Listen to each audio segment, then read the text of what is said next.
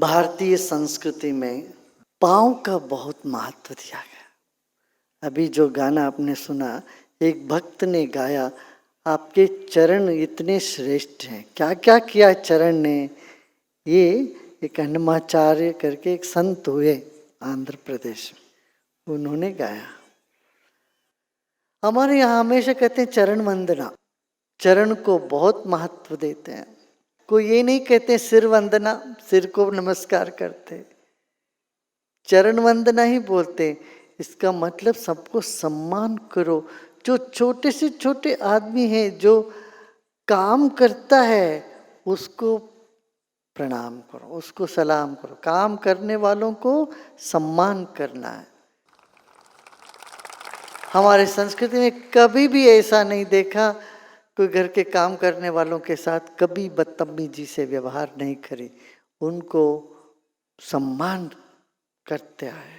इस संस्कृति में कि जो अपना सहायता कर रहे हैं, काम करने वाले, सोचने वाले तो दिमाग से सोचते हैं, मगर काम करने वाले तो अपने हाथों से वो उसका कार्यान्वित करने वाले तो वही होते ना, जो अपना हाथ पाँव चलाने वाला। इसलिए पाँव का बहुत महत्व है, बहुत श्रेष्ठता है। और दूसरी बात, सिर अहंकार का प्रतीक होता है तो पाँव भक्ति की प्रतीक होती है, सरलता की प्रतीक होता है।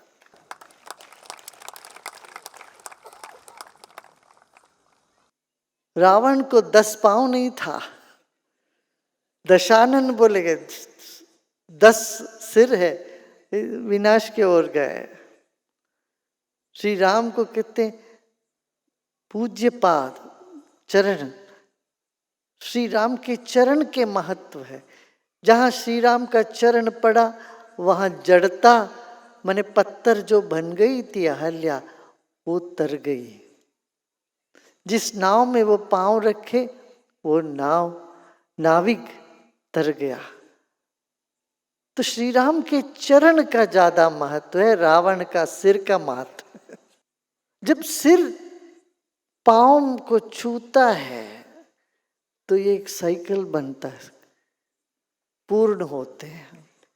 शरणागति के बिना जीवन में पूर्णता आती नहीं।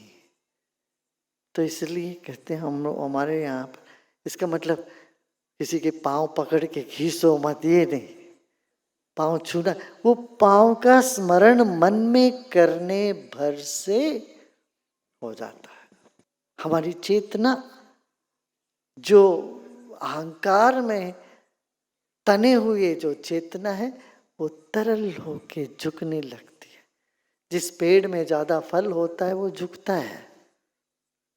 पादुका की जरा बहुत बड़ी महत्व है इस देश में। कहीं भी दुनिया में पादुका को इतना महत्व दे के नहीं दे। मुकुट को महत्व देते हैं, पादुका का नहीं। पर इस देश में पादुका का बहुत बड़ा महत्व है। वो बड़ों ने देखा है, ये अपने आप में एक टेक्निक है। तो पादुका का स्मरण करो तो तुरंत कहीं कुछ चीज अंदर से झुकने लगती है। झुकी तो पूर्ण हो गया। जो पूर्ण हो जाता, जो वृत्त बन जाता, उसका कभी विनाश नहीं है। भगवान कृष्ण भी कहते कि न मे भक्त प्रणश्यति कौन्तेय प्रतिजानाय। अर्जुन अच्छे से जान लो, बताओ मेरे भक्त का कभी विनाश होगा नहीं। झुकने से हम नष्ट हो जाते हैं।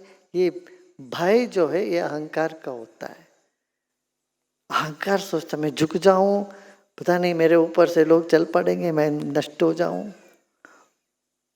नहीं, झुकने से तुम अमर होते हो, पूर्ण होते हो, शांत होते हो, प्रसन्न होते हो। इसलिए झुकने का इतना बड़ा महत्व है। अभी देखो चाइना से लोग आए थे, इतने सब लोग बोले कि हमको झुक के प्रणाम करना है। ये अपना संस्कृति में है। मगर तुम पाश्चात्य देश में जाओगे, झुकोगे तो लगता है कुछ गड़बड़ है। वहां जब हारते हैं तभी झुकना वो जाने, यहाँ पर जब जानते हैं तभी झुकना हम लोगों ने देखा। हर एक के पास नहीं झुकते, जो जानकार है, जो जानते हैं, उनको देख के हम झुकते हैं। तो पांव का बड़ा महत्व का है। इसीलिए जब भारत में वर्णन किया गया, सिर ब्राह्मण है, भुजा क्षत्रिय है, पेट और जंघा वैश्य है और पांव शूद्र है। जो विदेशी प्रशिक्षण करके आए उनको लगा देखो पांव, क्यों विदेश में गाली होता है तुम्हारा, फुट, फुट माने गाली, यहां पांव माने सम्मान। ये भेद हुआ, बहुत बड़ा भेद है। हमने सम्मान किया। अब हमने सुना भागवत में भी ऐसा ही कहते हैं कि एक एक अंग को ही ले लो, पूर्ण अंग लेके नहीं, एक एक अंग को लेके प्रणाम करो। इसलिए देखो मंदिर में भी बाहर सिर्फ 2 चरण चिन्ह रखा हुआ होता है। बड़े बड़े पुरातन मंदिर में क्या होता है, कहीं तो बागे सिर्फ 2 चरण है, बस वो चरण भर काफी है हमें तारने के लिए। इसलिए भी पादुका को रखते हैं कि पादुका भर काफी है मुझे भवसागर से तरने के लिए। वो जब पादुका को देखते हैं, चरण को देखते हैं, सिर झुकता है, अंदर से कुछ झुकता है, अंदर से कुछ झुके तो हम पूर्ण हुए। समझ रहे ना इसका मतलब? इसका भाव समझना चाहिए आपको। वैसे फिजिकली झुकने की जरूरत नहीं, मन झुके तो झुक गया। मन नहीं झुके, सिर्फ सिर झुकता रहे, सिर मान जमीन पे 10 बार मार जमीन को टोकते रहो तो कुछ नहीं होना वाला। मन में झुकना ही झुकना है। हमारे यहाँ तो प्रणाम करना, नमस्कार करना ऐसा होता है। और जापान में भी झुकते हैं, वो आधा झुकते हैं, क्यों उनका कपड़ा ऐसा बना रहता है टाइट वाला, नीचे झुकने जैसे नहीं होता। वैसा देखा जाए तो पाश्चिमात्य देश में भी वहां सबसे ज्यादा क्या करते हैं, हैट्स ऑफ करते हैं, अपना टोपी उतार के झुकते हैं, थोड़ा सा सिर सिर्फ झुकता है। वहां सिर्फ सिर झुकता है, जापान में आधा झुकते हैं, हम तो पूरा करते हैं।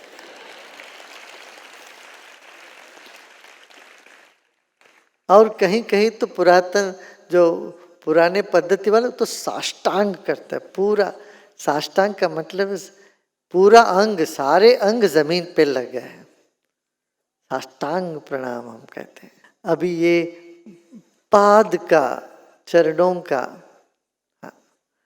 चरणों के वैभव जब गाए तो क्या कहते हैं, भगवान ये तुम्हारा पांव है ना, ये ब्रह्मा ने, जो सृष्टिकर्ता ने इसको पूजा है, और ये चरण जहां पड़े वहां ब्रह्म ज्ञान उदय होने लगता है।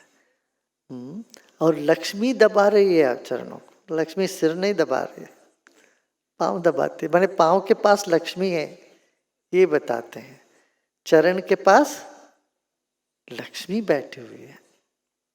इसी तरह से बोलते हैं बलि चक्रवर्ती को जमीन के अंदर पांव ही तो भेजा था, अपने पांव से तो आपने भेजा, दूसरे पांव में से पूरा आसमान को नाप लिया आपने।